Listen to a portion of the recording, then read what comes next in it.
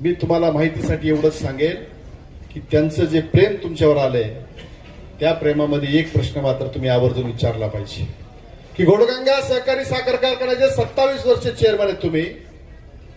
तिथं सुद्धा एक सोसायटी मतदारसंघ असतो की ज्या मतदारसंघामधून अनेक सोसायट्या मतदान करतात आणि त्या मतदानातून तिथे एक संचालक दिला जातो. 131 सोसायट्यामध्ये फक्त 22 सोसायट्या घेतल्यात आणि त्याच्यामध्ये 22 मतदान आहे आणि ते सगळं मतदान त्यांच्या विचाराचं त्या ठिकाणचं मतदान आहे. पण त्यांना कधी आठवलं नाही की जातेगावच्या आमच्या इथल्या परिसरामधलं मतदान घेतलं पाहिजे, आमच्या पाबळचं एखादा सोसायटी घेतली पाहिजे, आमची तिकडची टाकळीची सोसायटी घेतली पाहिजे. हे सगळं दुर्दैव की आपण कधीच त्यांना प्रश्न विचारला नाही.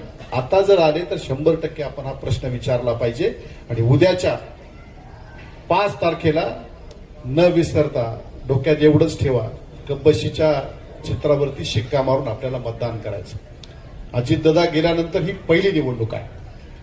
सहकार जिवंत ठेवायचं असेल आणि विशेषतः सोसायट्यांना ताकद द्यायची असेल, मार्केट कमिटीला ताकद द्यायची असेल तर उद्या मध्यवर्ती सहकारी बँकेवर ज्याची सत्ता आहे त्या सत्तेच्या माध्यमातून आपल्याला ही ताकद मिळवता येईल आणि ही सगळी सत्ता राष्ट्रवादी काँग्रेस पक्ष आणि भारतीय जनता पार्टीकडे आहे.